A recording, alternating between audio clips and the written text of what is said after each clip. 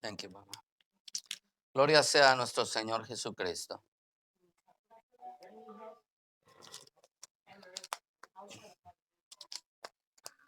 ¿Ya se llevaron los niños para la clase? Muy bien.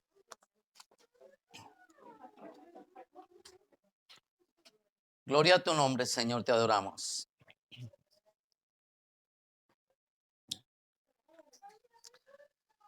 Amados, hoy quiero continuar con una serie que estábamos llevando acerca de los misterios que el Señor le reveló a nuestro hermano, el apóstol Pablo. Se lo reveló en el tercer cielo, como dice la escritura en 2 Corintios capítulo 12, verso 1 y 2, a través de visiones y de revelaciones. Esto no está funcionando. Ok, sí. Una vez más. Dice la escritura, ciertamente no me conviene gloriarme, pero vendré a las visiones y a las revelaciones del Señor.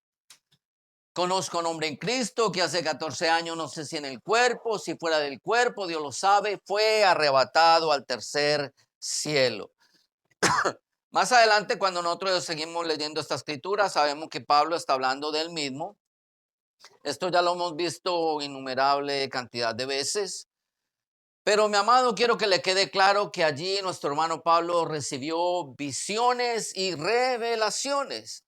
Y algunas de estas revelaciones vinieron en forma de un misterio, algo que se tenía oculto para el conocimiento de los hombres, algo que Dios tenía reservado para otra generación, no la generación presente.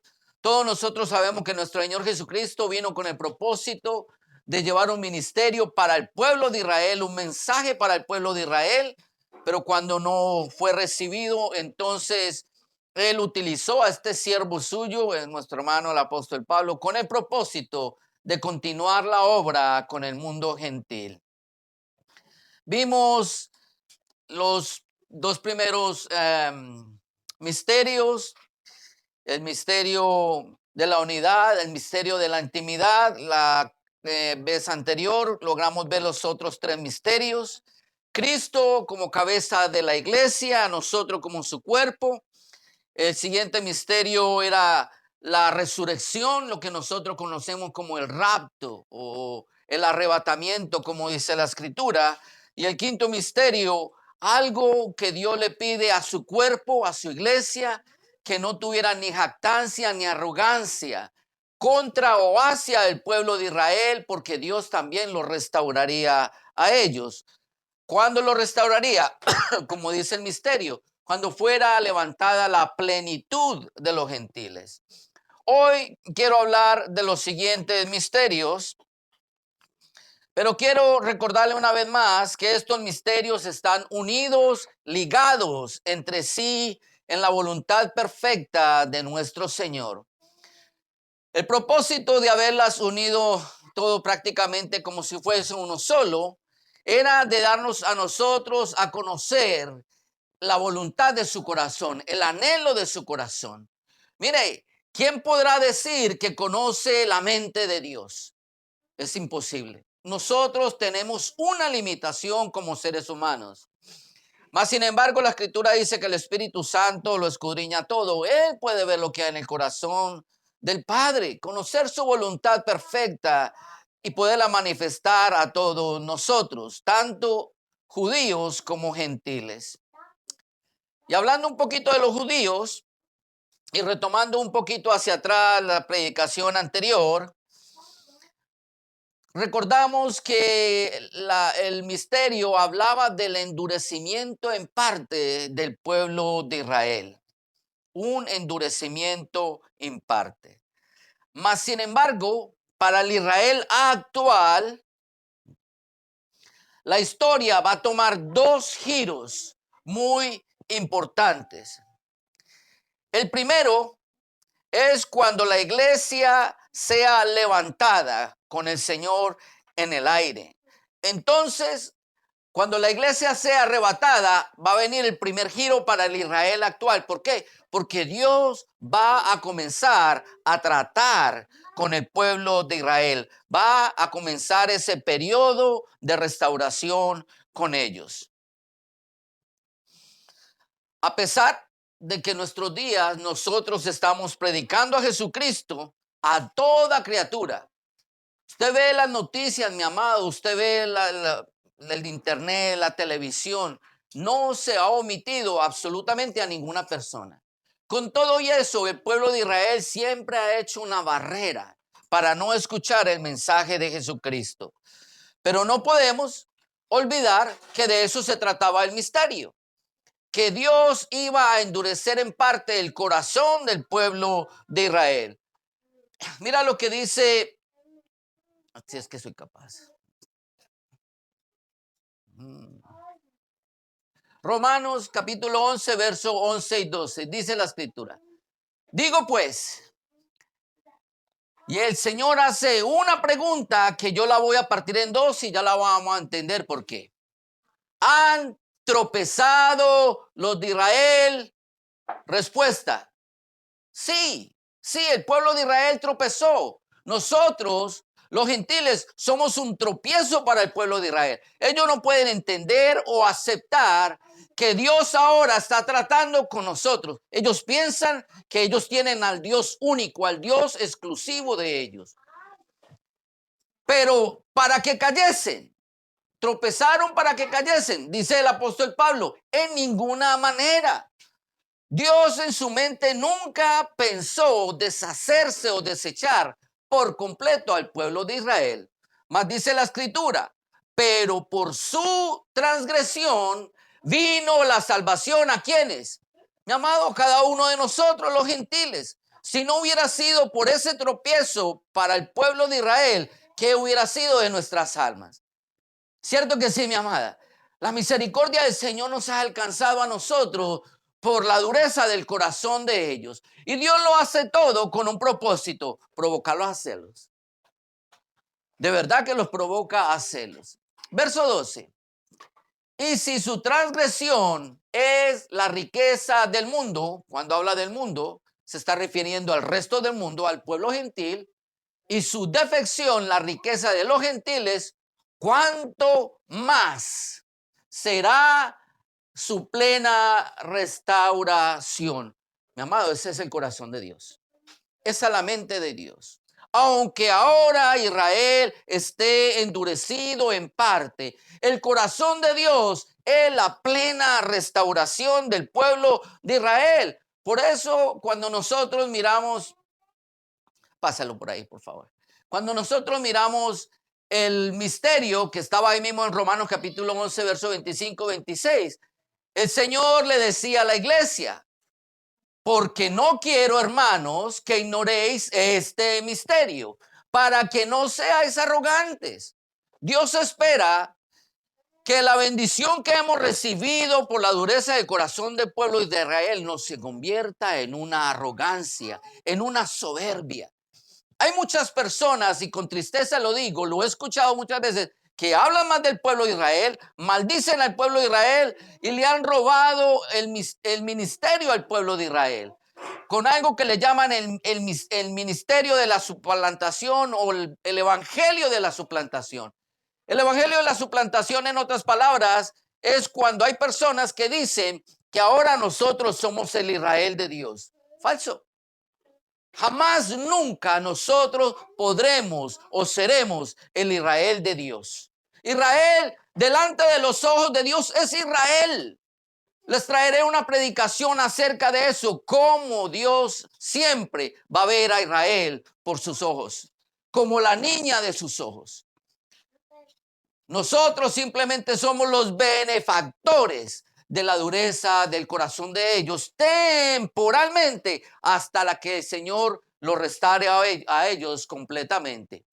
Por eso el Señor dice, no quiero que seáis arrogantes en cuanto a vosotros mismos, que ha acontecido endurecimiento en parte hasta que haya entrado la plenitud de los gentiles. Y luego, esto lo vimos ya en la clase pasada, la predicación anterior, todo Israel será salvo. ¿Todo cuanto? Todo aquel que crea de las 12 tribus de Israel será salvo, como está escrito.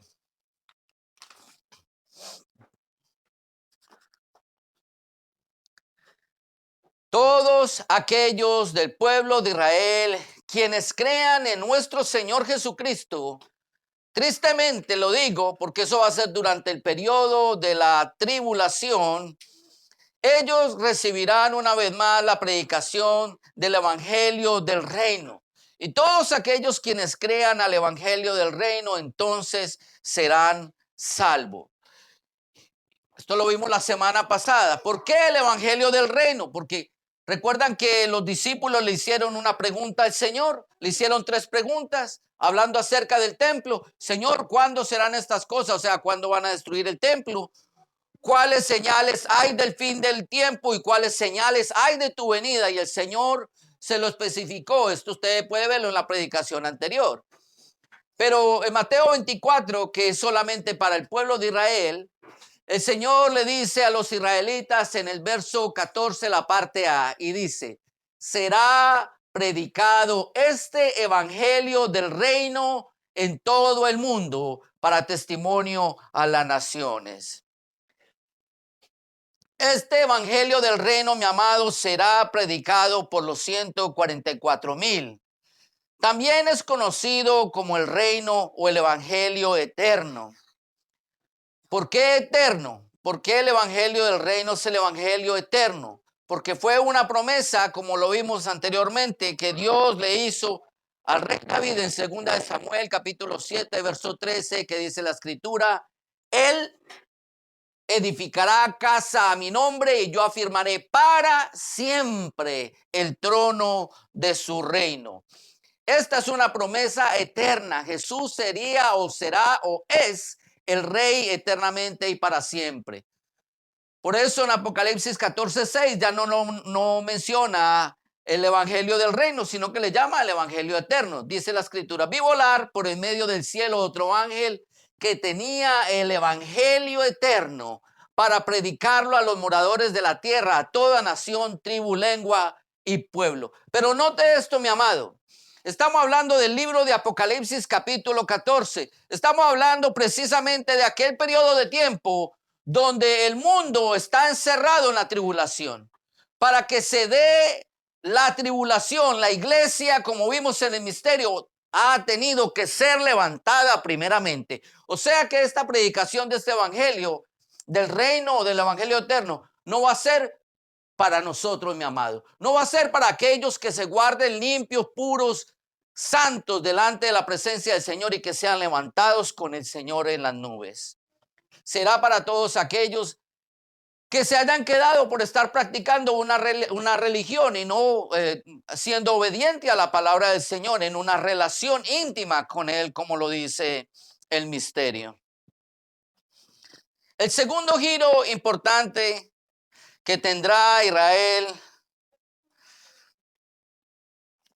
será precisamente durante este periodo de tiempo, cuando ya la iglesia ha sido levantada.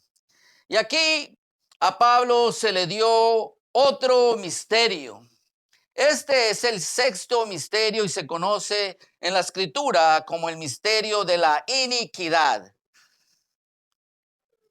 Misterio el cual el profeta Daniel escribió, pero él no entendió porque no era para el tiempo de él, tampoco era para él. Era para un tiempo posterior a él. Daniel habla de este misterio brevemente en capítulo 8, verso 13 y verso 17 y dice, entonces oía un santo que hablaba y a otro de los santos preguntó a aquel que hablaba, ¿hasta cuándo, oiga esto, durará la visión del continuo sacrificio y la prevaricación asoladora, entregando el santuario y el ejército para ser pisoteados? Israel en el presente no está haciendo sacrificios porque no tienen un santuario para hacerlo. Pero una vez, óigame esto, que la iglesia, que nosotros seamos levantados con el Señor en la nube, lo primero que va a hacer el anticristo y el falso profeta, especialmente el anticristo, es supuestamente hacer la paz con el pueblo de Israel. Y la paz que va a hacer con ellos es permitiéndoles que construyan un templo y reanuden los sacrificios para el Señor. Por eso Daniel no sabía lo que estaba escribiendo. Él pensaba que el pueblo de Israel constantemente, todo el tiempo de su vida y después de él, haría sacrificios para el Señor. Pero nosotros sabemos que hace 2000 años ese sacrificio se terminó en el templo. En el año 70, cuando el general Tito destruyó el templo de Israel, ahí cesaron los sacrificios. Y hasta el día de hoy, mi amado, Israel no ha vuelto a ofrecer sacrificios. Esta visión que recibe entonces Daniel no era para su tiempo. Verso 17, dice la escritura. Vino luego cerca de donde yo estaba y con su venida me asombré y me postré sobre mi rostro, pero él me dijo, entiende, hijo de hombre, porque la visión es para el tiempo del fin. La misma pregunta que le hicieron los discípulos. ¿Cuándo será el tiempo del fin? ¿Qué señala para el tiempo del fin? Ahí es donde Pablo empieza a recibir misterios. Hay un misterio maravilloso, el rapto de la iglesia, que nos va, como dice Primera de Tesalonicenses 1:10, nos va a librar de la ira venidera. La iglesia no tiene que pasar por el flagelo de la tribulación. Pero en el primer giro que tenga el pueblo de Israel con eso, el ofrecimiento será literalmente ese, poder reanudar los sacrificios en el santuario. Y eso va a durar por un periodo de tiempo, porque ahí dice la escritura que hay un continuo sacrificio.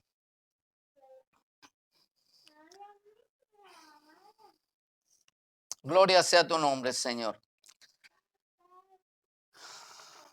¿Por qué nosotros podemos entonces entender a qué se refiere esta escritura? Porque Dios la reservó para nosotros. El mismo Daniel escribe en el capítulo 12, en el verso 10, dice la escritura. Muchos serán limpios y emblanquecidos y purificados. ¿Cuántos dicen amén?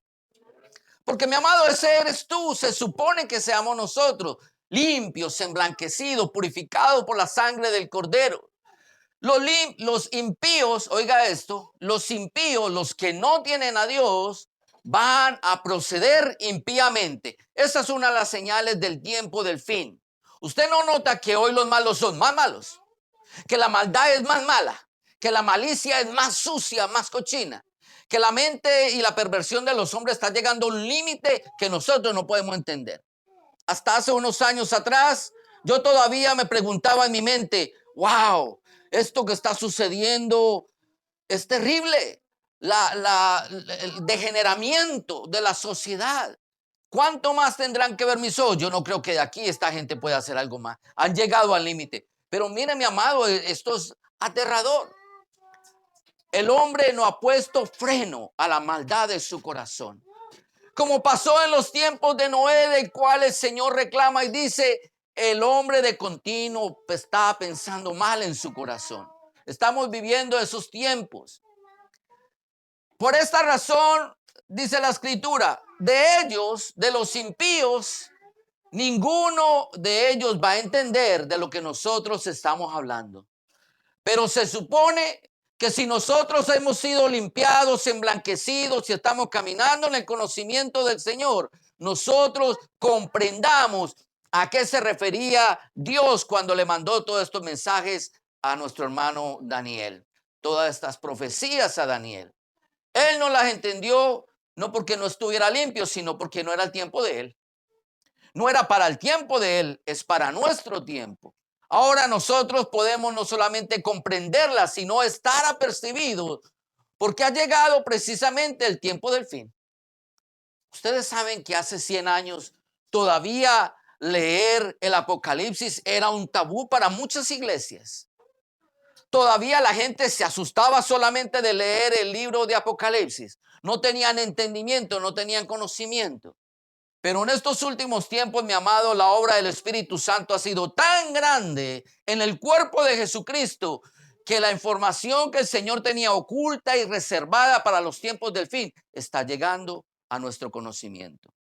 Palabras más, palabras menos, estamos viviendo el tiempo del fin. Si yo entiendo todo esto, estamos viviendo entonces el tiempo del fin. Pablo entonces lo trae a nuestro conocimiento por medio de un misterio, el sexto misterio, que es el misterio de la iniquidad.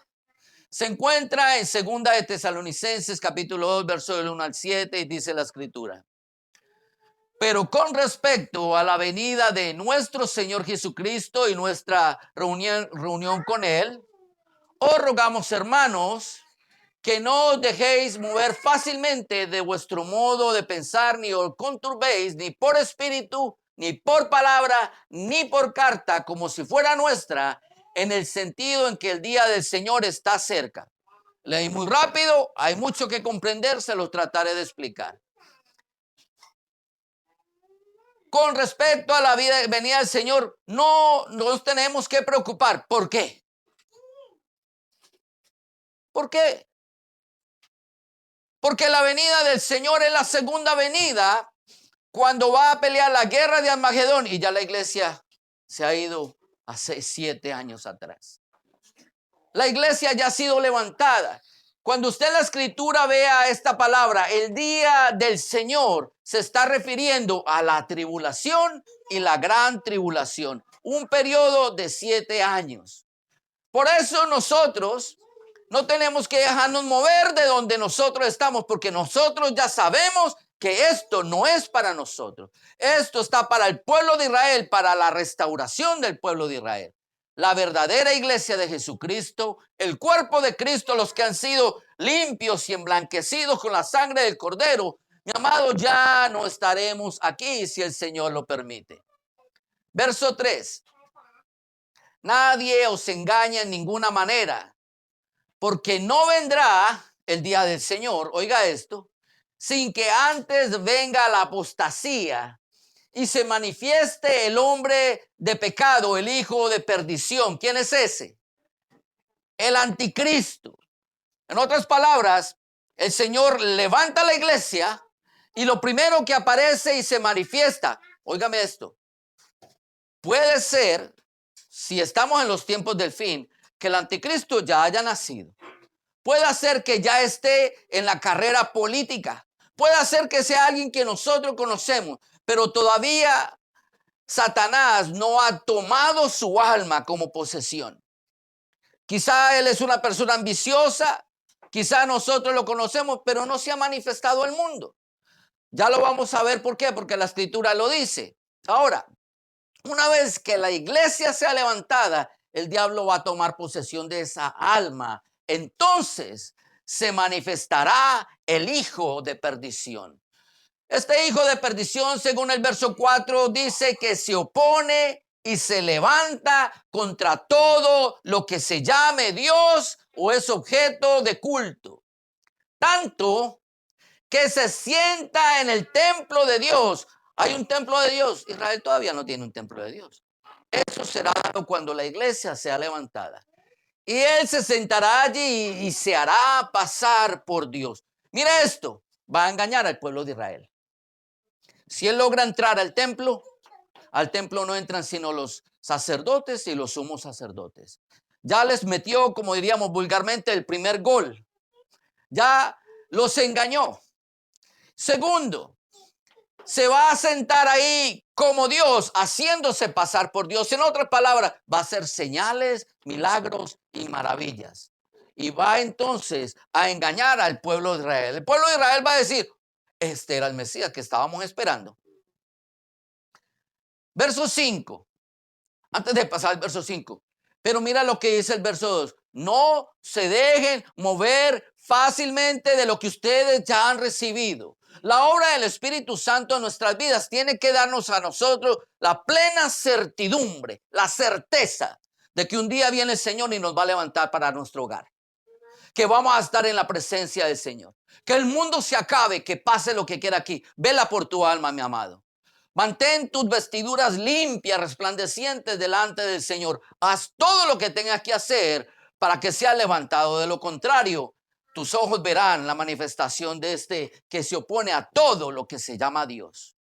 Si tú dices servirle a Dios, este hombre comenzará y emprenderá con el resto del mundo una persecución para ti y todos los tuyos.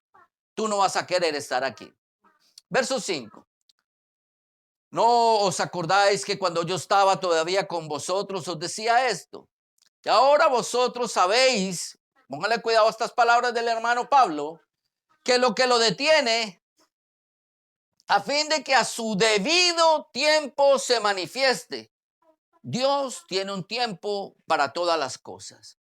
El anticristo no se puede manifestar cuando él quiera.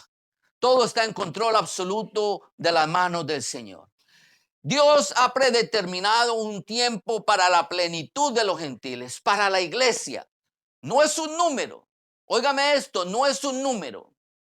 Es la disposición de los corazones de los hombres. Cuando ya Dios vea que ninguna alma de verdad está sufriendo por contrariar la palabra de Dios, en otras palabras, lastiman a Dios y no les duele, el Señor dice, es tiempo de levantar mi cuerpo. Aquí no hay nadie que quiera sufrir el evangelio. No quieren sufrir la sana doctrina. No hay por quién esperar más. Va a levantar su pueblo, entonces a su debido tiempo se manifestará este anticristo. Miren lo que escribe el apóstol Pablo 2000 años atrás y dice: porque ya está en acción el misterio de la iniquidad. Este misterio de la iniquidad, mi amado, fue dado a conocer hace 2000 años atrás. ¿Sabía usted que un gran porcentaje de las iglesias cristianas, óigame esto, no saben acerca de este misterio? No tienen conocimiento acerca de los misterios del hermano Pablo y que Dios espera que nosotros hagamos con ellos. Y lleva ya 2000 años en acción este misterio de la iniquidad. ¿Cómo lleva en acción el misterio de la iniquidad? Pues iniquidad es todo aquello que se pone o que va en contra de lo que es llamado Dios o que es objeto de adoración. ¿Usted no ha notado que a través de los siglos todo lo que se llame de Dios siempre tiene oposición? Han perseguido a los apóstoles, a todos los mataron de una forma terrible. A todos los que se hicieron cristianos fueron y los mataron allá en el Coliseo romano. Encendieron con ellos como si fueran antorcha las calles de Roma. Y de allá hasta el día de hoy la persecución en el mundo no ha terminado en los 5 o 7 continentes, perdón. Nunca ha cesado este misterio de la iniquidad. Aclaración de parte de Dios. Abra su oído espiritual, porque esto está dirigido para ti, mi amado. Solo que hay quien al presente lo detiene. ¿Quién está deteniendo ese misterio de la iniquidad, esa iniquidad? ¿Quién la detiene? Nosotros, el cuerpo de Cristo. Esa es nuestra tarea, mi amado. Orar para que eso termine, para que eso cese, para que eso no siga corriendo.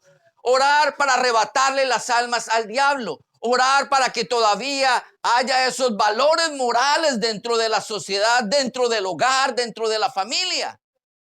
Es nuestra responsabilidad. El anticristo no se ha manifestado porque todavía quedan almas como la tuya y la mía que somos susceptibles a la voz de Dios. Cuando ya no haya ninguna de esas almas, mi amado, ya no va a haber quien lo detenga. La maldad habrá llegado, como dice la escritura, a su colmo. Y cuando llegue ese colmo, entonces la manifestación será completa.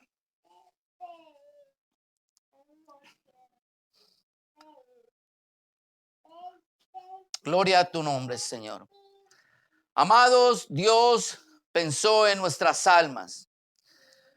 Por esta razón envió a nuestro Señor Jesucristo y por medio de él a nuestro hermano el apóstol Pablo para que nos hablase a nosotros los gentiles, para que nos trajera esta información a nosotros la iglesia, su cuerpo, para que nosotros pudiéramos manifestar lo oculto del corazón de Dios, que era la bondad y la misericordia de él por sus almas, ese amor de él por sus almas. Dice la escritura que Dios no quiere que nadie se pierda, sino que todos procedan al arrepentimiento, mi amado. Esa es la voluntad perfecta de Dios. Para la bendición de nuestras almas, mi amado, el Señor envió a su Santo Espíritu como una prueba indubitable de su grande amor y misericordia para con nosotros. Y ahí entonces Dios se manifiesta al mundo con el séptimo misterio. Se llama el misterio de la piedad. Se encuentra en Primera de Timoteo capítulo 3, verso 16. Dice la Escritura, indiscutiblemente grande es el misterio de la piedad. Dios fue manifestado en carne, justificado en el Espíritu, visto de los ángeles, predicado a los gentiles, creído en el mundo, recibido arriba en gloria. Y yo voy a tomar el tiempo para poder dividir este misterio en todas las partes que lo compone. Dice la Escritura, Dios fue manifestado en carne. Amados, en el Antiguo Testamento no se tenía conocimiento de cómo Dios manifestaría su misericordia al mundo. No hay una evidencia bíblica donde Dios hubiera hablado con nadie de su pueblo, de sus profetas, y le hubiera dicho, yo no solamente ahora voy a alcanzar al pueblo de Israel, pero también voy a alcanzar al resto del mundo. Esa misericordia del Señor se mantuvo oculta en los tiempos antiguos, mi amado. Pero nosotros sabemos mejor, nosotros tenemos la bendición de haber tenido al apóstol Pablo, un hombre que fue fiel delante de la presencia del Señor, que se dejó utilizar como instrumento. Y esto es muy importante para nosotros individualmente, porque Dios a veces tiene muchos planes y proyectos con el mundo, pero Él necesita corazones dispuestos. Si no hay corazones dispuestos, eso que Dios quiere hacer simplemente se va a quedar reservado en su mente hasta que encuentre con quién mandarlo o enviarlo o hacerlo ver. Esto se tuvo reservado en la mente y en el corazón de Dios por muchos años hasta que este hombre apareció y fue dispuesto para el Señor, un corazón propicio para Dios. Y Él entonces nos habla de este fabuloso misterio que nos acoge a cada uno de nosotros. Dios se manifestó en carne, se hizo carne, algo intangible, porque según Juan 4:24, ¿qué es Dios? Dios es espíritu. Dios es espíritu. ¿Podemos coger a los espíritus? ¿Podemos ver a los espíritus? De ninguna manera. Algo intangible se hizo tangible, mi amado. Se hizo carne. Lo dice la Escritura, Filipenses capítulo 2, versos 5 al 7. Haya pues en vosotros este sentir que hubo también en Cristo Jesús, el cual, siendo en forma de Dios, de esto ya prediqué anteriormente, siendo en forma de Dios, no estimó el ser igual a Dios como cosa que aferrarse, sino que se despojó a sí mismo y tomó una forma humana, una forma de siervo, una forma visible y tangible para nosotros, hecho, dice la Escritura, semejante a nosotros los hombres, hecho semejante a los hombres. La fuente inagotable de misericordia se hizo uno como nosotros. Oh, aleluya. Mi alma te adora, Señor. Mi amado, este conocimiento no llega sino a través de Jesucristo. Mira lo que dice Pablo en Tito capítulo 1, verso 1 y 2. Pablo, siervo de Dios y apóstol de Jesucristo, conforme a la fe de los escogidos de Dios. ¿Quién es la verdad? Cristo. Y el conocimiento, si me permiten cambiar las palabras, y el conocimiento de Cristo que es según la piedad. Ese misterio, mi amado, de la piedad no es nada más ni nada menos que la manifestación de Jesucristo hecho carne. La única forma de nosotros conocer este misterio es conociendo a Jesucristo. Por eso, en Él y con Él nosotros tenemos la esperanza de vida eterna, la cual Dios, que no miente, prometió desde antes del principio de los siglos. Aunque en el Antiguo Testamento no se tuviera conocimiento de esta manifestación maravillosa, Dios ya lo tenía pensado en su corazón, mi amado. Jesucristo entonces es el misterio mismo revelado en carne. Isaías habla con el Señor. Mire lo que dice la escritura en Isaías 64, 1 al 4. Y le pregunta al Señor, o le dice más bien al Señor: Señor, esa misericordia con los gentiles, ¿qué tú vas a hacer con eso, Señor? Dice la escritura: oh, si rompiese los cielos y descendieras, y a tu presencia se escurriesen los montes, como fuego abrasador de fundiciones, fuego que hace hervir las aguas, para que hicieras notorio tu nombre a tus enemigos y a las naciones. ¿Quiénes son las naciones? El pueblo gentil. Y las naciones temblasen a tu presencia. Ese era el clamor de Isaías. Señor, la misericordia tuya será solamente para nosotros. ¿Por qué no bajas? ¿Por qué no desciendes, Señor? Y cuando tú desciendas, que hasta los gentiles tiemblen, Señor. Cuando haciendo cosas terribles, cuales nunca esperábamos, descendiste. Fluyeron los montes delante de ti. Oiga esto: ni nunca oyeron, ni oídos percibieron, ni ojo ha visto a Dios fuera de ti, que hiciese por él que en él espera. En otras palabras, literalmente Isaías todavía estaba llorando aún por los gentiles. Les decía, esta gente no ha sido tan bendecido como nosotros. Nosotros no tenemos solamente los pactos, la promesa, los patriarcas, etcétera. Lo tenemos todo: la palabra, el Mesías, las promesas. Pero también hemos visto a Dios con nuestros propios ojos. Hemos visto a Jehová, Dios de los ejércitos, con nuestros ojos. Nuestros ojos han visto los milagros, las maravillas. Señor, ¿será que si tú desciendes, te podrás hacer manifiesto a los enemigos, a las naciones? Todo aquello que nunca los ojos han visto de los gentiles, ni los oídos de ellos han oído, Señor. Porque yo sé que hay algunos de ellos que todavía esperan en el Dios de los cielos. ¿Qué podrás hacer tú, Señor? Dios nunca le contestó esa oración a Isaías. ¿Por qué? Porque no era el tiempo para él. Estaba reservado para nuestro tiempo. Nuestro hermano el apóstol Pablo habla de ese misterio, el misterio de la piedad, esa misericordia manifestada en carne.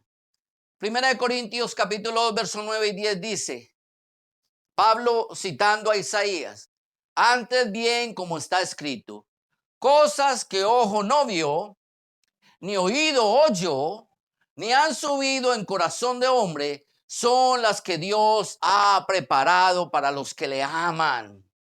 Pero Dios no las reveló a nosotros por el Espíritu, porque el Espíritu todo lo escudriña, aún lo profundo de Dios. Esa misericordia que se mantuvo oculta en la mente y en el corazón de Dios en todo el Antiguo Testamento, del cual Isaías aún clamó por nosotros los gentiles, se vino a ser manifiesta única y exclusivamente a través de nuestro Señor Jesucristo.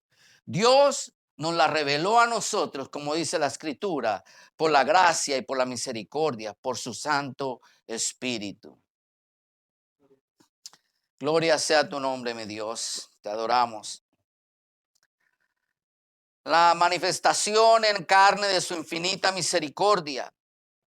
Su Hijo hecho carne para darnos salvación. Israel nunca se imaginó que Dios daría salvación a los gentiles, y mucho menos que lo haría haciéndose carne. No se sabía cómo llegaría la misericordia al mundo gentil, cómo sería esa manifestación. Pero nosotros Sí sabemos cómo es esa manifestación.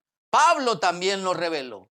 Tito 2:13 dice, nosotros estamos aguardando la esperanza bienaventurada y la manifestación gloriosa de nuestro gran Dios y Salvador Jesucristo. Mi amado, nosotros sabemos cómo fue esa misericordia a través de la manifestación de nuestro gran Dios Jesucristo. La misericordia hecha carne. Gracias, Señor. Gracias, Señor. Gracias, mi amado. No cese de estar agradecido con Dios. Si Dios no hubiera hecho manifiesta su misericordia, mi amado, no habría otra forma sino que hubiéramos tenido que pertenecer al pueblo de Israel, única y exclusivamente. Y nosotros que estamos lejanos, ¿qué hubiera sido de nosotros? Piénselo por un instante, mi amado. Nosotros no somos ni tan bellos, ni tan lindos, ni tan buenos como para que haya misericordia para nosotros gratuitamente. No, Señor. Pero el amor de Dios, mi amado, es grande, grande, grande, inmensamente grande. Ahora, nuestro gran Dios Jesucristo se hizo persona, se manifestó a los hombres. Volvamos otra vez al misterio.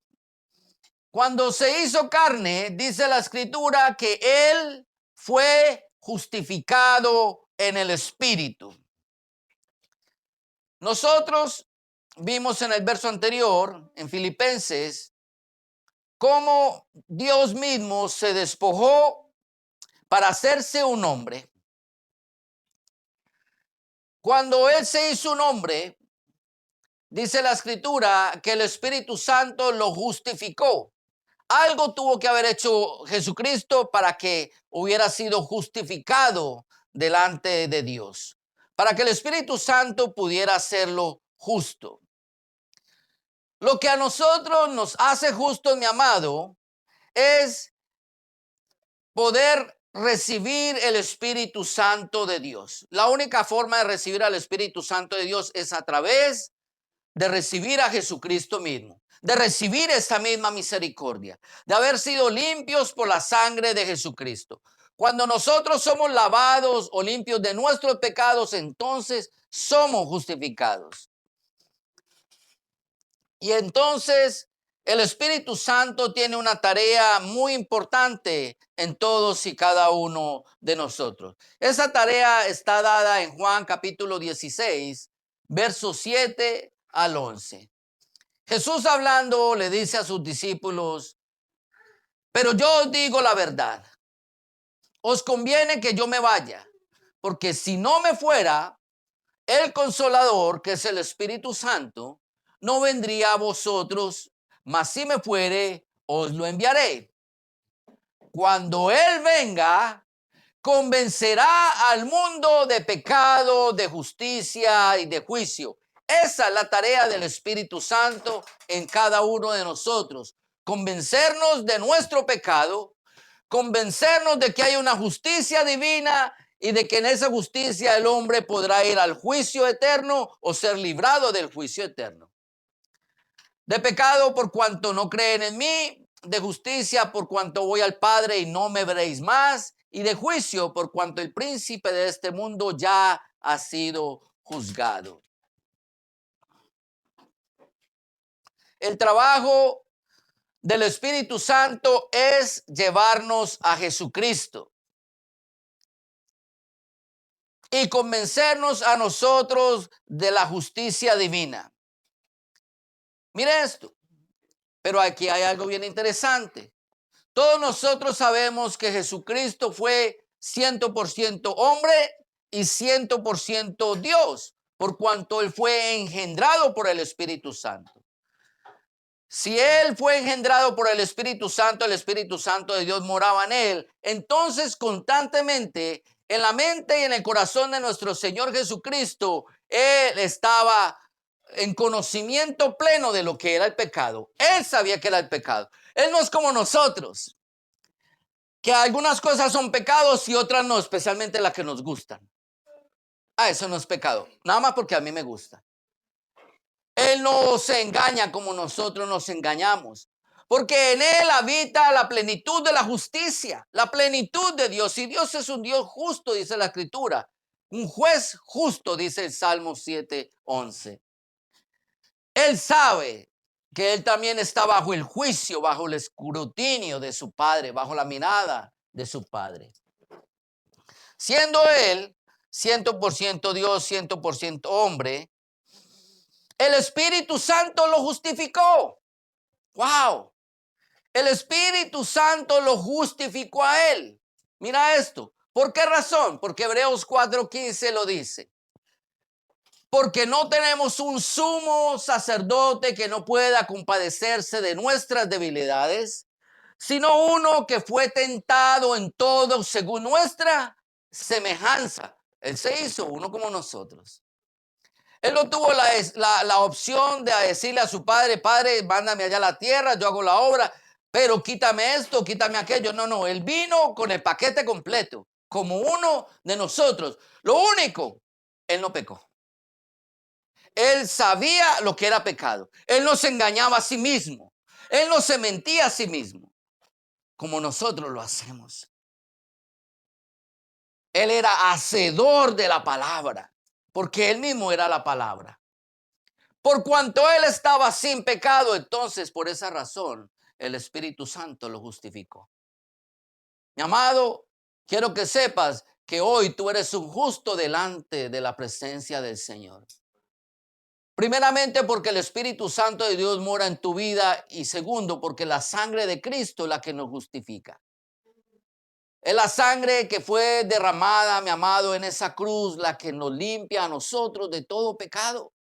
Sin esa sangre, mi amado, déjeme decirle que el ángel de la muerte pasaría por nuestros hogares y no quedaría ni uno vivo. Ni tan solo uno. Lo que nos hace estar justos delante del Señor no es que nosotros no tengamos pecado, porque la Escritura dice en 1 de Juan 1:8, nosotros cometemos pecado, pero es la misma sangre de Jesucristo. Si nosotros estamos en Cristo, entonces la sangre de Cristo nos ha limpiado, mi amado.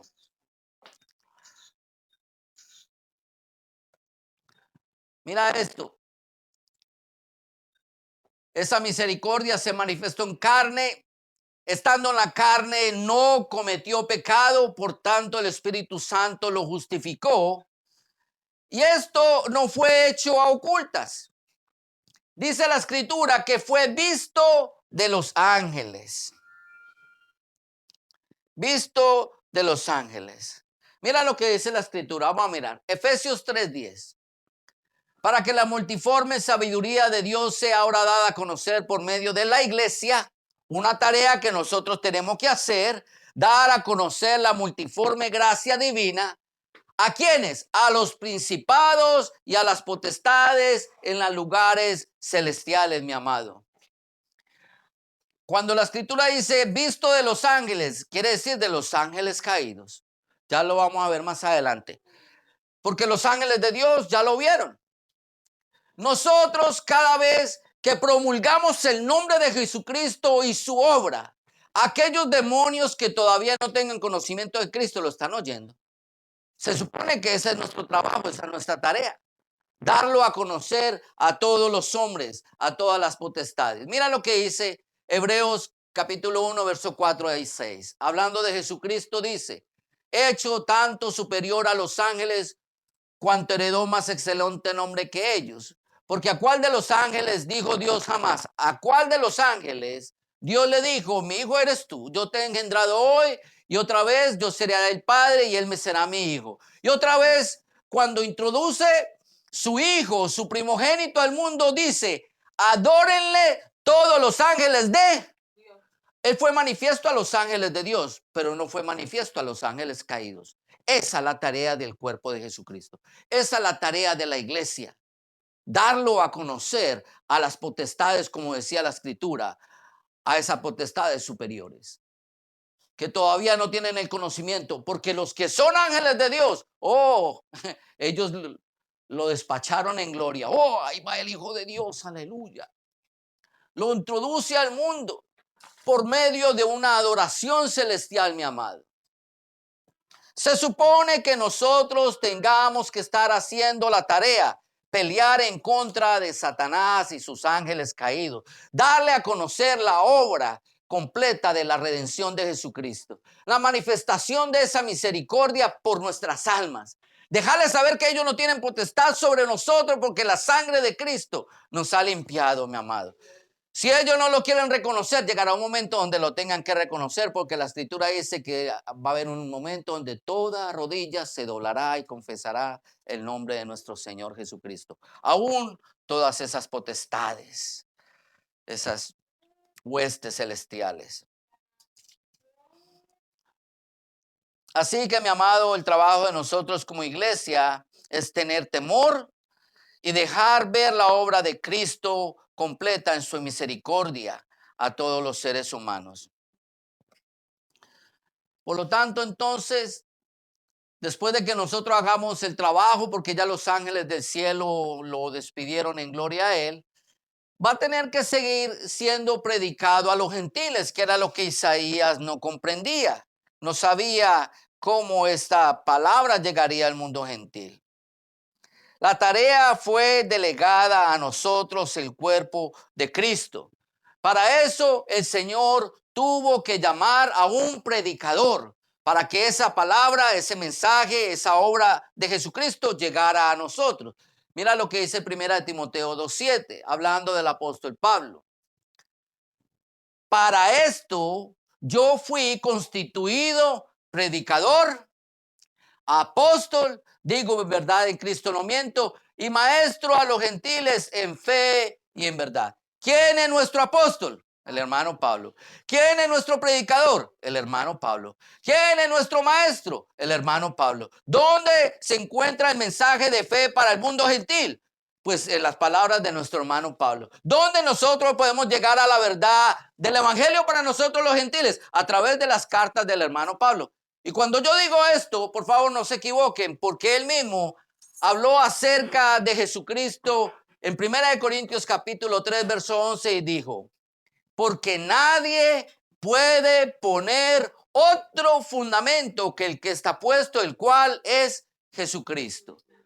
Mi amado, a veces uno enfatiza tanto en nuestro hermano Pablo y la obra que él tiene o que hizo para nosotros, que a la gente a veces tuerce lo que nosotros decimos y piensa que nosotros somos seguidores de Pablo. No, no, no. Simplemente él es nuestro predicador, apóstol, maestro.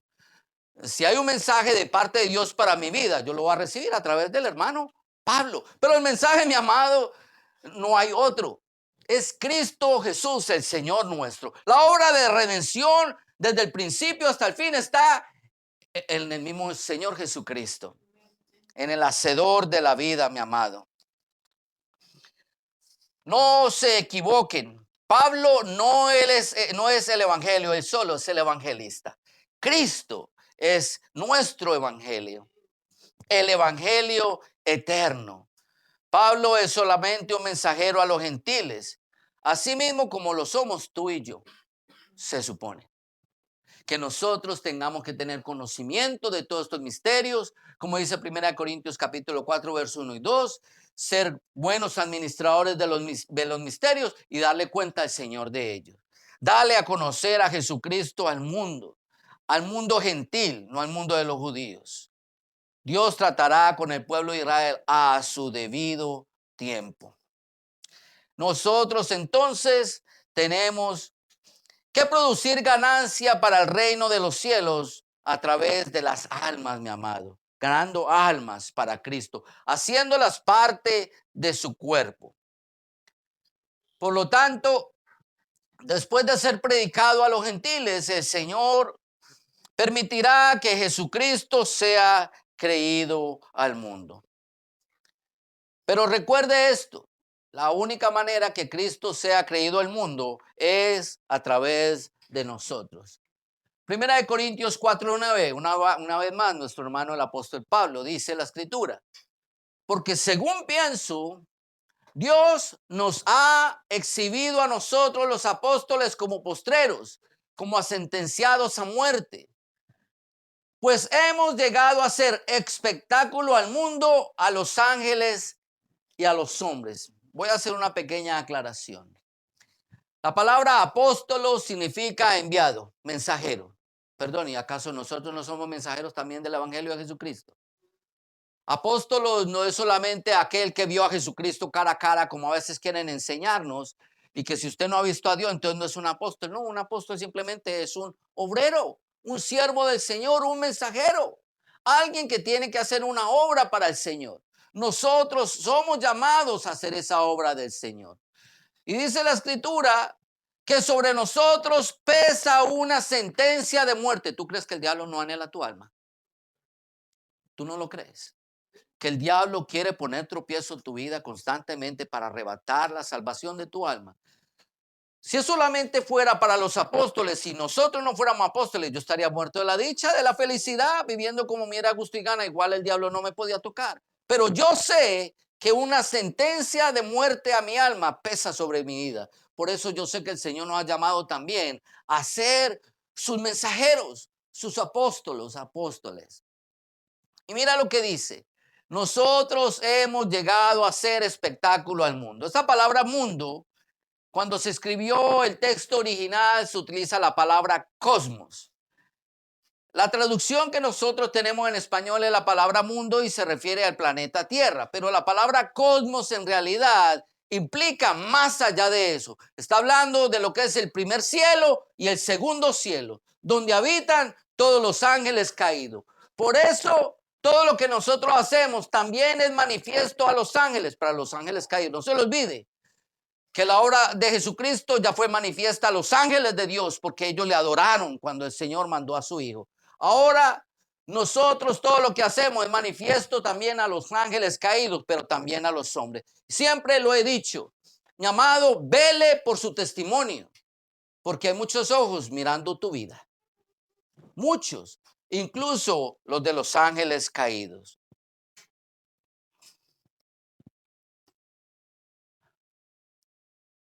Yo no sé, no podría decir si Cristo es creído en el mundo o no. A mi conocimiento, yo diría que sí, claro que sí. Pero hay una tarea, como dice la Escritura, es de sabios ganar almas. Mi amado, esto es una tarea que no termina.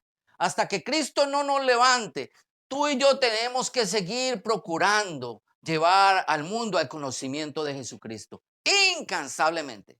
Cánsese de todo, menos de hacer la obra del Señor. Por último, algo que no entendieron o no entenderían en el Antiguo Testamento tampoco, ni las potestades inferiores, como Satanás y todos sus demonios, es que el Señor sería recibido arriba en gloria. Lo dice la Escritura en el capítulo 1 del libro de los Hechos, el verso en el 8 y el 9, y está la ascensión de Jesucristo. Jesús le dice a sus discípulos que estaban reunidos, no se vayan de aquí, yo voy a enviar al Consolador y recibiréis poder cuando haya venido sobre vosotros el Espíritu Santo. Y me seréis testigos en Jerusalén, en Judea, en Samaria y hasta lo último en la tierra. Y habiendo dicho estas cosas, él no se quedó en la tierra. Él no se murió en la tierra, como quieren por ahí hacerlo pasar, que Jesús se murió, que se fue para la India. No, mi amado. El Señor fue levantado en las nubes. Viéndolo ellos, fue alzado y le recibió una nube que le ocultó de sus ojos. Mire esto. Y recuerde esto, cuando estuvimos en el libro Apocalipsis, veremos algo bien interesante. Porque aquí el Señor fue levantado. Lo último que los discípulos vieron fue los pies del Señor. Él se ocultó detrás de una nube. Allá lo llevaron los santos ángeles de Dios.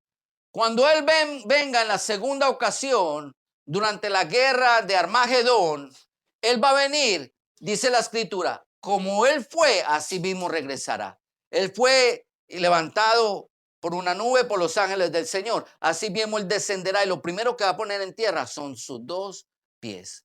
Y allí Él marcará un hito sobre el monte de Israel, un cambio sobre el monte de Israel. Se va a dividir esa tierra, dice la Escritura.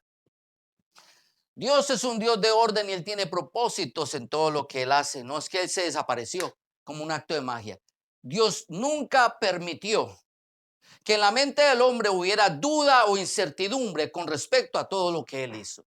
Él fue levantado a vista de todos los hombres, de todos los que estaban ahí. No solamente estaban los discípulos, dice la escritura que habían como 120 perseverando con ellos. A vista de todo el mundo, mi amado. Cristo ascendió al tercer cielo.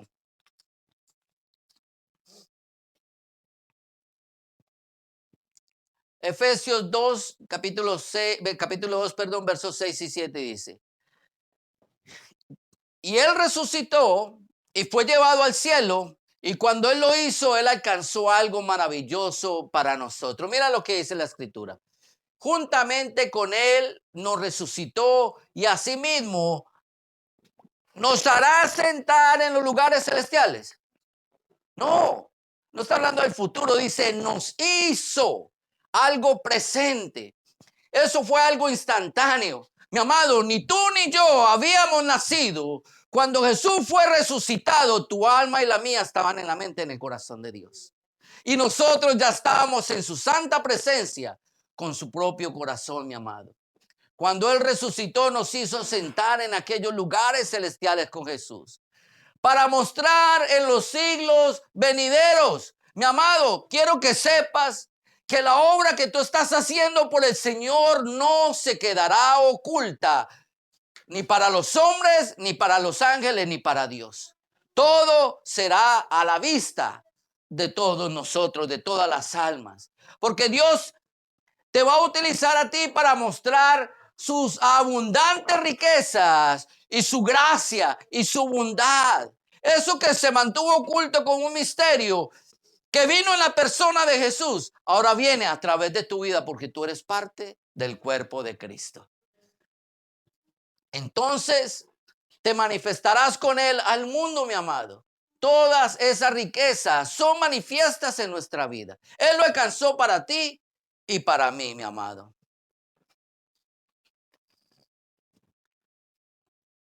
Efesios 2:19 dice: así que ya no sois extranjeros ni advenedizos, sino conciudadanos de los santos y miembros de la familia de Dios.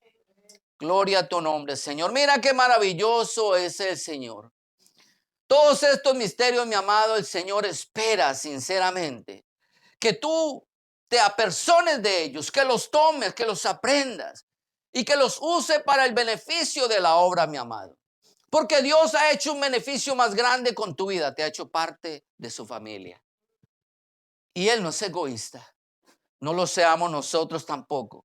Que lo que Él nos dio sirva para dar fruto y fruto en abundancia, como dice la Escritura, para alcanzar las almas para nuestro Señor Jesucristo. Hacerlos parte de este tesoro, más miembros de esta grande familia, mi amado. Cada vez que alguien viene, nos visita, se hace parte del cuerpo de Cristo, hay un gozo en nosotros. Nos gozamos. Yo siempre pienso, este hermano yo lo voy a ver por la eternidad. Por eso yo los amo desde aquí. Hay gente que le cuesta dificultad amar a su hermano. Pero yo no, porque yo entiendo que esto para mí es simplemente, como dice la Escritura, hierro con hierro se aguza.